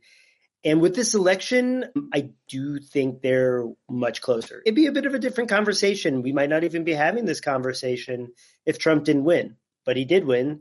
And the guys that I have covered are really on the verge of some potentially big things when it comes to their access and their power. So talk about a little bit about season 2 and Doug Wilson, his church. And also, are there similar churches around the world? Because apparently Pete Hegseth is a member of this extremist church, this Christian nationalist church. And I learned so much. I don't know, take as much time as you want, Heath, to talk about Doug Wilson and his reach. So Doug Wilson is the pastor of Christ Church in Moscow, Idaho. by megachurch standards, it's a fairly modest church. I think there's a little under 2,000 members. But what is really big is that Doug Wilson is the founder of an entire umbrella organization. It's essentially a Calvinist sect of Christianity called the Council of Reformed Evangelical Churches, usually referred to as CREC. So basically what Doug Wilson has built is an international group of churches that's in almost every state and several countries. You mentioned Pete Hegseth, the nominee for Secretary of Defense. He is a member of one of the churches of Doug Wilson's group.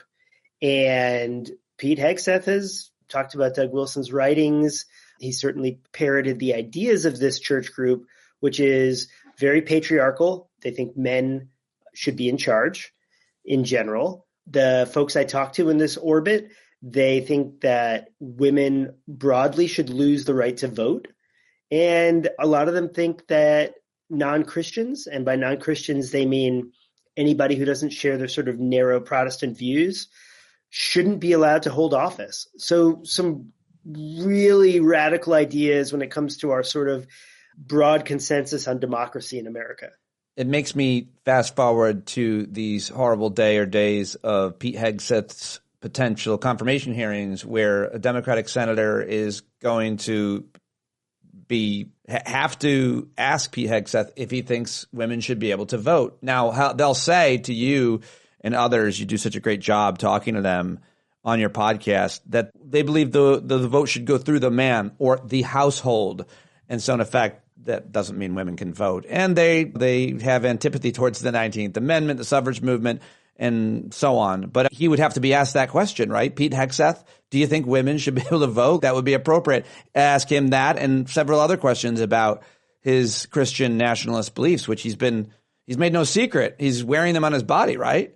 He's got tattoos that a lot of experts say are Crusader tattoos. They harken back to the Crusades, which was a Christian mission of war where they slaughtered Muslims and were trying to take control of the Holy Land. Pretty widely acknowledged to be a pretty terrible time. But there's a lot of revisionist history in the CREC world. And there's debate over the Crusades, but there's plenty of people in the Christian nationalist world who think the Crusades were totally fine. You asked about, are they going to ask if he thinks women should have the right to vote? And I think if senators do their due diligence, that's a question they'll have to ask, assuming he makes it to his confirmation hearing. You just never know what will happen between now and then. But yeah, what a wild question to be asked at a confirmation hearing. Do you think women should be able to vote? But if you're in that church universe, I think it's a question you have to ask, because people I talked to there, their answer was almost unequivocally no. Yeah, here we are. It's 2024, and we're talking about whether women should have the right to vote and relitigating the Crusades. You can throw in the Civil War, too, in this world. A lot of Christian nationalists think the South were the good guys in the Civil War. So Tell me more about some of those views about the old Confederacy and the Civil War. What did you learn, and where do they espouse them? So Doug Wilson, who you mentioned, who founded this whole church sect, he actually co-wrote a pamphlet on slavery called Southern Slavery as It Was. Historians would mostly tell you it was Southern slavery as it wasn't, because it basically downplayed slavery. It said the antebellum South was one of the most harmonious multiracial societies in history, and said that slaves were often treated really well and that it wasn't as bad as people thought. And I asked him that to his face. I said, do you think slavery was not as bad as most people think? And he said, yeah, I don't think it was as bad. That is not a view of just Doug Wilson. You find this bubbling up in a lot of Christian nationalist circles, where there's looking back and going, yeah, that was a states' rights thing. Slavery should have been ended naturally without a civil war. The North was the aggressor. You get a lot of relitigating of that. You're starting to get relitigating, and now I will say Doug Wilson has pushed back on this, but you're getting some in Christian nationalist circles who are looking back at the Holocaust and looking back at World War II and being like, I don't know if the Nazis were so bad. Now, again, I want to be clear. Doug Wilson has pushed back on those guys, but they're in his universe, And it's something that I can't believe we're even like debating. But if you go down the right-wing rabbit holes that I go down, you'll see that as a big topic of discussion. You'll also see proud neo-Nazis marching in the streets. In America, you've always seen that, but more and more. And if they support someone for president, they overwhelmingly supported Trump. And some of them openly, some of them not necessarily. But it would seem that with Trump being reelected and the power that he is handing out, a lot of it is going to these Christian nationalists, right? What is the conversation that you're hearing amongst all the hundreds of people that you talk to throughout your journalism in these past 2 seasons during the campaign and now about what their hopes and possibilities are as they take power and, I guess, make America or try to make America some kind of theocracy? So first you have to remember, these guys play the long game. They're really patient, and they have been planning this for years. In Doug Wilson's case, decades. So they have been patiently laying the groundwork for this moment. And they saw a potential second Trump administration as their moment.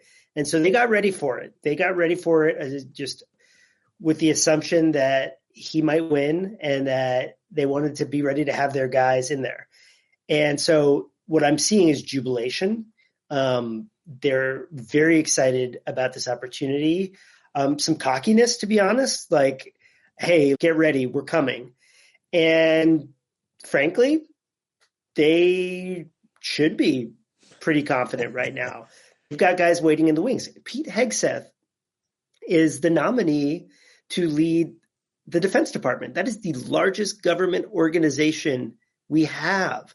So I assume that's the largest government organization in the world. Like, they are on the verge of having their guy in one of the most important positions in government anywhere in the world.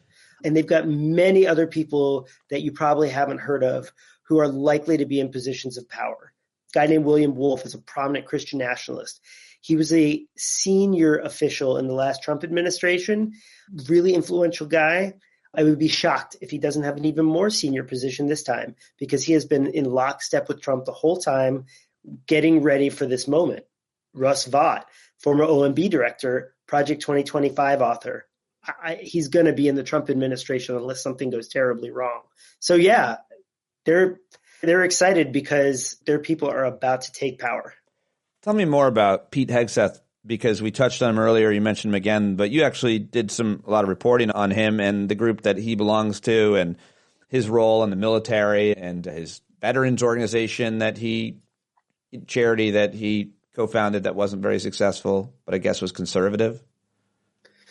Yeah, weirdly enough, I've been following Pete Hegseth for a decade now because in a former life, I covered veterans issues for Stars and Stripes newspaper. So I was in D.C. covering veterans when Pete Hegseth was leading a conservative veterans group called Concerned Veterans for America. What they were trying to do was they really wanted to privatize a lot of veterans care, take it out of the VA and privatize it.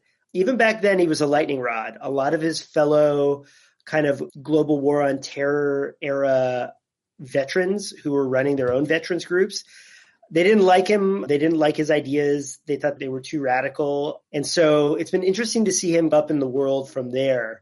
But even back then, yeah, he had some really controversial ideas. Now, Concerned Veterans for America, you alluded to, they didn't really get their policies enacted, but it'll be interesting to see. I feel like 10 years later, a lot of those policy proposals are going to have a much more friendly audience. Project 2025 talked about cuts in veterans benefits. They talked about changes in VA care. So I'm not so sure that his project is dead, even though it's been a long time. And I think his views, he's embraced a more fundamentalist Christianity since then. He had his own sexual scandals, and they're coming out now. But some of them were known. Some of them are coming out now. Potentially paid off somebody who accused him of sexual assault. So since then, he's embraced a more fundamentalist Christianity, and we'll see how that changes his approach to policy. That's yet to be seen. God, I hope one of those scandals was with another man, and I hope that man is my old friend Will Cain, who's his co-anchor. No sign of it. It's just something I'm dreaming about. But I don't even think that would sink any of these guys, like a homosexual encounter. You rarely, I guess I'm wondering what the litmus test is, because when we were growing up in America, if you had any kind of extramarital affair, Gary Hart or something, it would sink your candidacy. If you had paid for a prostitute, if you had domestic abuse allegations, or even less, if you just said certain things, it would really sink your candidacy. And now it's a virtue. It's like a good thing. It's almost like being a domestic abuser helps you get in Trump's government the last time and this time. So I just don't know what would sink these guys. Is there an extreme view that that they hold that would prevent anybody from holding office at this point, Heath? It seems like it's all out in the open. They're pretty proud of it. That's a good question. I don't know. I think so. What's going to be interesting, I agree. I agree in that I do think things that would have sunk your political career even 10 years ago wouldn't now, right? Look, Al Franken resigned because he took a photo where he was making an inappropriate joke about a woman. And it's hard to see that sinking somebody right now. And that wasn't even that long ago. It might sink. I think there's a different standard for Democrats than Republicans on those behaviors. Democrats are far more likely to get rid of somebody or try to than Republicans, it would seem. They have been so far. Bob Menendez is out in the Senate, and I don't know if he would necessarily have been out otherwise. But yeah, we'll see. I think what's going to be interesting is guys like Pete Hegseth, nominees like Tulsi Gabbard, Matt Gaetz for sure. You've got people who are doing things that I think the majority of Americans are not comfortable with. And so it's going to be interesting to see that bump up against partisan loyalty, because I do think there's probably a number of GOP senators who are not comfortable with some of these things, not comfortable with Pete Hegseth saying women shouldn't serve in combat, which is something he's been open about. Now, that being uncomfortable with it doesn't mean you're publicly going to vote against the person. And so I think we're going to see how many Republicans are willing to vote against President Trump, because Trump has certainly shown that he's willing to go after people in his own party who do not support him at every step. So I don't doubt that there's plenty of Republicans who are uncomfortable with some of this stuff, but it's not going to be the same number as the Republicans who vote against these nominees. So that's where we're going to see the rub. So let's just talk about democracy and what you learned last season. I have this, and nobody seems to subscribe to this yet, that I think a lot of people think this. I'm just said it to a few people. I feel like people don't know what it means. They don't know what democracy means. Partially, we don't know because we've always had it, so we didn't have to learn it. We don't know what it's like to be without it. But I think they really don't understand. I was at a veterans event, and a veteran stood up and said, "We're not a democracy, we are a republic." And you can parse it many different ways, but we know what most of us are talking about, the difference between autocracy or authoritarianism versus democracy. And it can go different ways, but my feeling is people don't really know what it means because we have it, and they wouldn't know until we lose it, and then maybe it's too late to ever get it back during our lifetime. I wonder what the people of Moscow and in season 2, much less season 1, if that was a conversation, because we talked a lot about whether women should vote or not. But what about just other ideas around democracy? Is it good, or would they rather get rid of it? Christian nationalists don't like democracy. And I'm not saying that as my opinion. That is what they told me. We're not a democracy. We're a constitutional republic. What you just mentioned, that is a go-to talking point of the far right. They do not like democracy. They think that less democracy is better. And they would say that that is what we were intended to be as a country. Now, of course, when you say we're a constitutional republic, is that technically correct? Sure. Yes. But what that glosses over is that within our small r Republican setup, there's a ton of democracy. There's a ton of voting. And there's been more of it over the years because we as a country have come to the consensus that, yeah, it's probably better that people have more of a say. Senators used to not be elected, and plenty of Christian nationalists think they shouldn't be popularly elected. These are things that most Americans don't know about. And I'm not actually casting judgment. People have shit to do, right? Yeah. They got lives. Like they got other things to think about. And I wish people would know more about it, but I get that it doesn't hit. I appreciate your constant humility and your real journalistic ethics whenever we talk. But I cast judgment specifically because A, I'm a prick, but B, I think the judgment lies in the education system. Because I agree with you, I don't cast judgment. People are apathetic. They got their own lives, like the thing you were saying. But our education system doesn't have civics, and it doesn't explain democracy well enough. It could be argued. Obviously, some schools do. Those schools my daughters go to, I feel like they're learning it. But I feel like it's just a huge problem. I've heard that a lot from listeners. So I guess the question to you is, what are they going to do to our schools, Heath? Because, I'm reading yesterday, you're hearing the Secretary of Education, what's his name, that guy in Oklahoma? He's a real Christian nationalist. You got Texas putting Bibles in the schools. I guess they're optional. Not only Bibles in Oklahoma schools, but Trump Bibles. They're costing taxpayers like a lot more than the regular Bible, because I guess this one has, I don't know what it's got in it. $60 a pop. It's crazy. Education.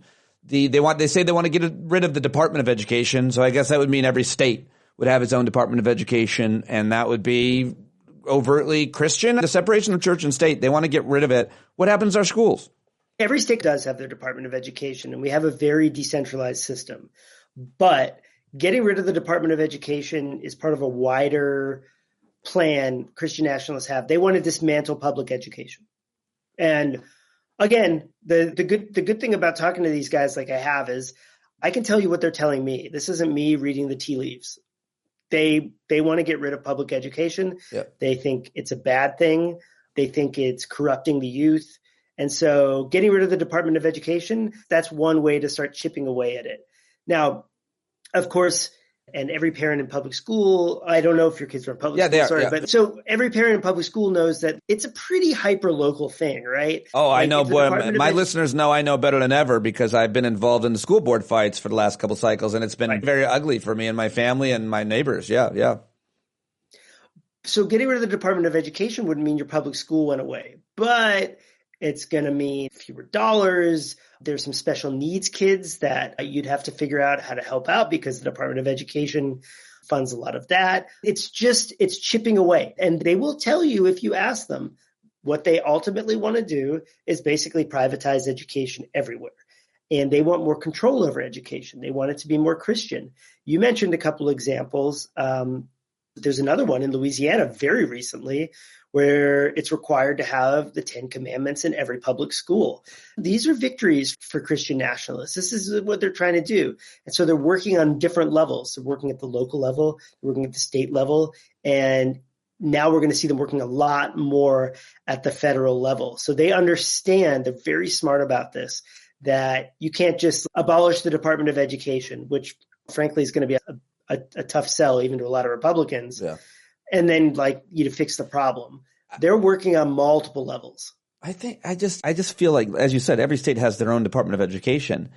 I don't know, and I'll look up the percentage of funding that public schools get from the federal government, but it would seem to be so significant and more resources that you Democrats or anybody locally we could run on. We're not going to be able to have a football team. We're not going to be able to have music. A band. We're not going to be able to have lunch. We're not going to be able to afford anything that we used to be able to afford. So it'll be, I don't know how they could possibly get away with it because it's going to cut so much funding. And going back to what I said, we're apathetic. We're fat and happy. We don't even know where our funding comes from. All we do is want to complain about things that are broken. But the truth is, there's a million phrases and cliches. When it's gone, then you start realizing, but it could be too late. Getting back to season 2 of your amazing podcast that everybody has to subscribe to, because you play so much audio in it of the actual people you're talking to, and me and you cannot talk about it and do it justice. You got to hear it. You got to listen. And one of the most interesting and upsetting things is when they ask you if you're Christian and you should just clip out every time in season 2 or 1, you've said, I'm a Jew. I'm Jewish. Because what are the reactions to you when you tell them, not only am I not Christian, but I'm a thing you might have never met before? I bet you they have in a lot of cases, right? Yeah, I'm a Jew in Idaho, so I think I meet a lot of people who've never met a Jew before. That's what I mean. I didn't know a Jew in Marcellus, New York, in upstate New York. I knew one kid, Dave Crowder. Do you know him? Great guy. But the oh yeah, we go way back. Camp. So what happened in those moments, and how do you feel? Because I don't know how you did that. It's gonna be terrifying. So it was weird. I mentioned in the podcast, but people were extremely polite. Yeah. But they also told me, and I have this revelation in the podcast, they also told me I was their enemy. And I was like, wait, what? What do you mean? I don't think you're my enemy. I'm not like ready to fight you. And like, you're God's enemy. And I was like, okay. And they're like, yeah, don't worry. The Bible teaches us to give our enemy food and water. And I'm not trying to hurt you or anything. And so it was this weird thing where it's like, oh, I want to give you a hamburger, but I do think you're my enemy. And it was just like, it made my head spin. As an audio reporter, they were saying this into my microphone. So part of me was like, wow, this is amazing audio. And the other part of me was like, this is also terrifying. I'd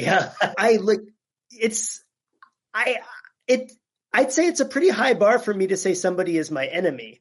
And it seemed very casual. You got to hear it. You have to hear it for yourself. I'm not your enemy, Pete. We're good. I would have said you killed my Lord Christ. You personally, Heath. No, right? Yes. How old do you think I am? I don't like religion, but I always say I grew up Catholic. But I always say, but I prefer of all the religions, I prefer Judaism, and I especially not prefer, but I don't know. Somehow I have a disproportionate amount of Jewish friends. I think it's because I've lived in New York and the industries I was in or something, probably because I lived on the Upper West Side. But I can't imagine what it's like. You're the Jewish guy who decided to live in Idaho and do journalism and cover the wars. And so let me ask you the final question, which is your thoughts about the future of journalism. What are you going to do? You teach it at the college level. You've got 20 years of experience doing everything, all kinds of journalism, newspaper, radio, podcasting. And you've obviously reported from conflict zones. Like, you've seen it all. You've done it all. You had a great career. And I'm sure you want to keep going and doing really great things as you have. But are you worried that you'll be able to? Do you have concerns about the future? And if so, what are they? Yeah, I have big concerns. I tell a lot of my friends, many of whom are former journalists and have gone on to other industries that don't destroy them and underpay them, that, yeah, I'm trying to just stay in as long as I can, and maybe I'll have to turn the lights out on the industry. But I'm worried about our industry, but I'm also hopeful. I do see people creating new models. I see more nonprofit journalism coming up and doing really great work, like ProPublica. States Newsroom is this 50-state nonprofit enterprise that's doing really cool stuff. I'm the different model myself, where I worked in public radio and I worked in newspapers, and now my podcasts, I get grants for them. They're grant funded. I'm independent. I work with partners project to project, but I'm able to do what I want with that. Now, I don't know how sustainable that is, and I want to see more sustainable models, and I want to see people who pay journalists a living wage, which is getting better, but it's still not as good as it should be. And let's be honest, Donald Trump has said some pretty scary stuff about retribution against journalists. That's not a partisan statement. That's just what he said. Yeah. And it worries me. I worry about a chilling effect. I worry about journalists being scared to speak truth to power when there's somebody in office who's talked about potentially putting people in jail, because that's scary and nobody wants to go to jail for doing their job. So yeah, I'm extremely concerned about the future. I am very heartened to see a lot of good journalists and a lot of good young journalists coming up, and some different business models that I hope will maybe replace the old ones, which are just failing. Right. Publicly traded companies doing journalism, it just doesn't work that well anymore. Yes. Regardless of who was going to be in charge of our country, the current state and future of journalism has a real funding issue, to say the least. And billionaires have the legacy ownership over legacy media. So where does that go? Hard to know. I guess last question is, as a journalist and as someone who is reporting out stories, my biggest concern for you, that's you, but my biggest concern is how we remain in kind of a reality. I refer to it with our community of listeners here as Earth One. We're here on Earth One, where this is our reality. But my argument is that one of the biggest issues with this last election wasn't some of the more traditional arguments about the candidate or the campaign policies, get out the vote. It was mis and disinformation, and how, led by people like Elon Musk, it just was pervasive, and people believed things that were not happening, and they don't believe things that are happening. To me, that's the biggest problem. What's your advice for young people and for the rest of us as to where to find good sources and how to know if something's credible, if it's credible journalism, if it's reality? Look, one thing that's important to do, and I know people don't have a lot of time and it's a pain, but like when you're clicking on a source, make that extra click and go to their site and be like, what is this exactly? Even just that can show you if something's a bot farm or something that's super partisan. That's important. And be a critical reader, right? If something sounds off, then double check it and be like, wait, that doesn't sound right. Can that really be right? Yeah, disinformation, it's a huge thing. And it coupled with lack of trust in the media, it's an even bigger thing. And you know what? I and other journalists need to look inward as well. And we need to figure out why people aren't trusting us. Part of it is because Donald Trump says don't trust us. And that's a little hard to combat. We have to be honest and say that we have some agency here too, and we need to win people back. Part of what I try to do is I let you hear from the people I'm reporting on. I don't just tell you about them. Right. They tell you about themselves. And I think that does help get rid of some of that skepticism, because people can't be like, that's fake news. No, Doug Wilson's telling you what he thinks. Right. Heath Druzin isn't telling you. And almost nobody does it better than you do in this podcast. Extremely American, 2 seasons. I cannot recommend it highly enough. It should win all the awards, get all the attention and all the funding. Your work is so important for so many reasons. I don't want to sit here and I sometimes will kiss the ass of the guest for 5 minutes and then I'll be like, thanks for coming on. They'll be like, bye. Anyway, you know what I meant. I really appreciate you. I appreciate it.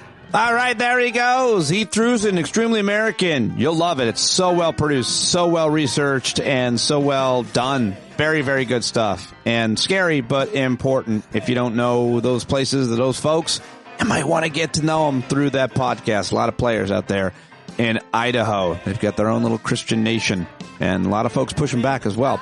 All right, that's it. That's all I've got for you. I hope you appreciate Juliet Jeske and Heath Druzin. I hope you appreciate the good stuff and the news headlines. Man, do I put a lot of work into it. I cannot thank those of you enough who have signed up with paid subscriptions and those who have upgraded your subscriptions. Oh, I so appreciate that. A couple of those the last couple of days as well. If you pay $5, maybe you want to pay 10 or 25 or 50. People do. And it is very, very, very, very, very appreciated. I can't do it without you. I love this work. It's so meaningful and purposeful, but it is not free. It costs a lot, and about to have 2 kids in college. So if there's anything you could do, if you got a little extra, sign up now, and you can also gift a subscription as well, and learn more about that in the show notes. That's it. I'll see you tonight at the Hangout. If you're a paid subscriber, be well, find peace, be the change you want to see in the world. John Carroll will take us out as he does every day.